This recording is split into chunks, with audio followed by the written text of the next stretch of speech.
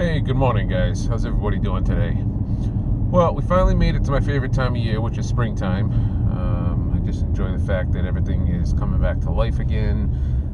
People seem to be feeling better moods. The weather's getting better, which means we can get outside and do things, and we can get out on the motorcycle, enjoy that. So today, what I'm going to talk about is I actually picked up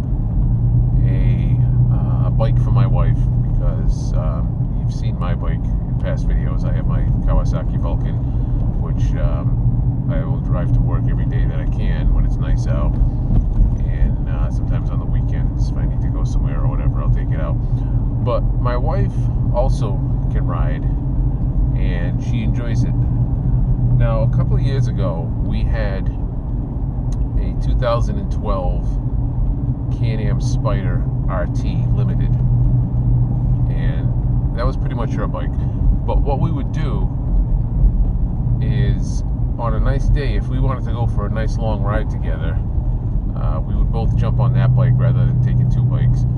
And the nice thing is, she can get on the front and she can drive for a while, and then if we decide to stop somewhere for lunch or whatever, or if she gets tired, then we can switch off, and then I would jump on the front, she would get on the back. Now, if you haven't ever had a Spyder or are familiar with them at all, they're a very fun bike to ride, but they're very different than a motorcycle. So anybody who rides a motorcycle knows that when you're turning, you have to counter steer. On a Spyder, it's opposite. So if you've ever ridden on a quad cycle, that's more what it feels like. So you actually turn the way you want to turn, as opposed to a motorcycle where you're basically turning opposite of the way you want to turn.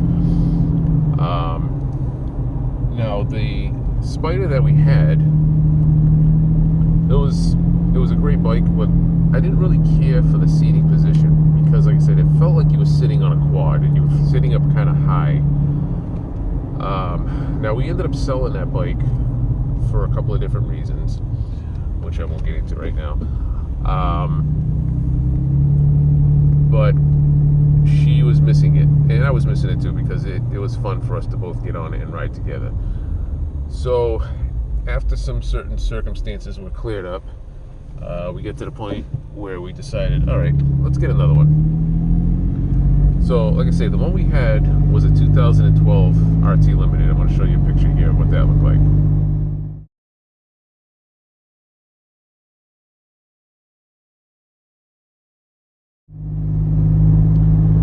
And what we ended up picking up was a 2019 F3 Limited, and we got the black edition, which is basically black on gray. There's no chrome, which is kind of nice. So I'm going to show you what that one looks like.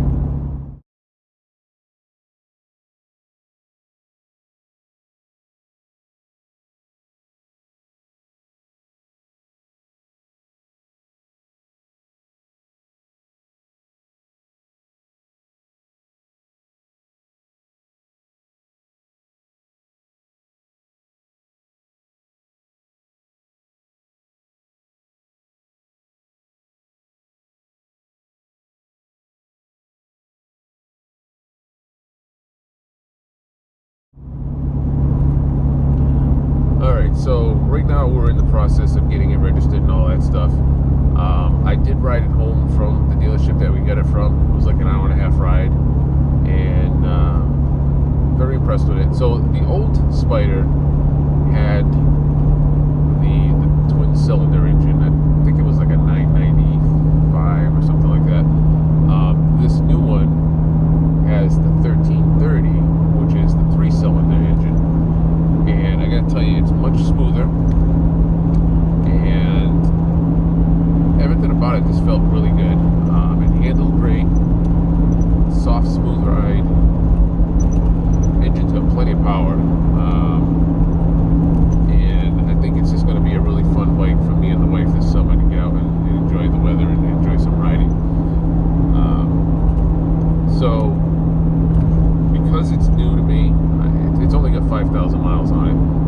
really doesn't need anything mechanic-wise. The dealership just changed the oil in it, checked it all over. Everything seems to be in great shape on it. So what's left to do? Accessorize. Alright, so what I've done so far is I put on a new set of hand grips, because I like the sponge grips like I put on my bike, very soft and comfortable.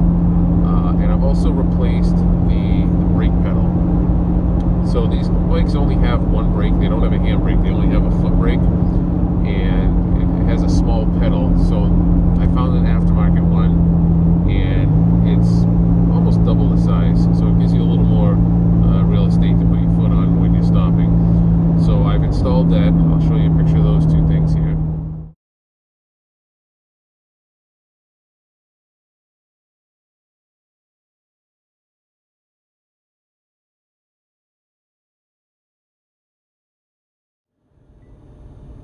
So when you put the hand grips on, basically what you want to do is get some dish soap, diluted dish soap, and just smear it all inside the grips, and then you just have to slide them up over the existing grips. Now this has heated grips, and it will work through the foam. You'll still feel the heat on there. It takes a little bit of effort. You have to kind of keep shoving it and twisting it and whatnot, but once you get it on there, it's on there, and then you're all set. As far as the brake pedal, it's a pretty simple install. There's just 2 bolts on the back side of the pedal. I think they're like 10 millimeter. You just take them off and then just swap out the pedal and screw it back on. Probably want to put a little bit of Loctite on the threads. Obviously you don't want to have the bolts backing out and have your brake pedal fall off on the road. So as far as riding the 2 machines, the RT and the F3, I've ridden them both. And in my opinion, to me, the F3 is just a much sportier machine. It looks meaner, and what I like about it is on the RT, you were sitting up higher like you were riding a quad. On the F3, you sit a little more laid back and lower. It actually has a very similar feel to riding my Vulcan, which I like, so it's a familiar feeling for me. I feel that the RT is more of a older person with the wife going for a cruise, enjoying the day, where the F3 is a little more sporty. So yes, you can still do the same thing, enjoy a cruise with the wife on a beautiful day, but if you were riding solo, I think you could probably have a little bit more fun on the F3. The thing's very powerful, very quick.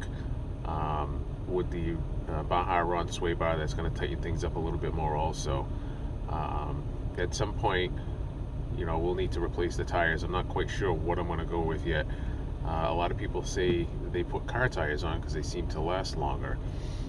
If you guys have any input on that, drop something in the notes below. I've heard mixed reviews. Some people say don't put car tires, and some people say no, you're fine and they last longer. So if you have any comments on that, let me know.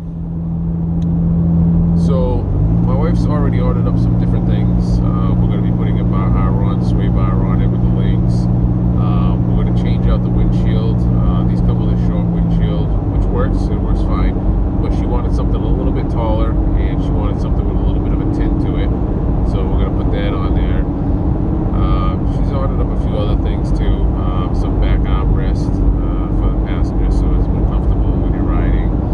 So that's going to be my latest project, and we're going to be getting some parts in a few days. So I'm going to start accessorizing that. I'll be doing some videos on that. So if you guys have a F3 Spyder and you're thinking about doing some accessories on it, I will show you a few different things that I'll be doing to it. They are a great bike, so I don't know if you've ever ridden one or thought about it, but I'll show you what mine is like and what I'm doing to it, and maybe it's something you'd be interested in also.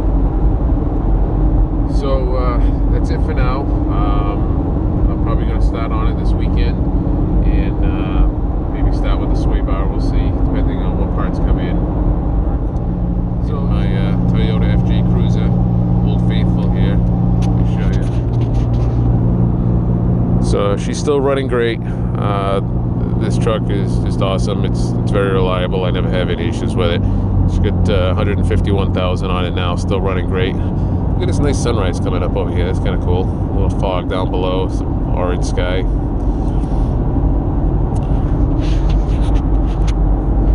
Alright guys, well, I hope you have a great day. Stay tuned. I'll be doing some videos coming up on the Spyder.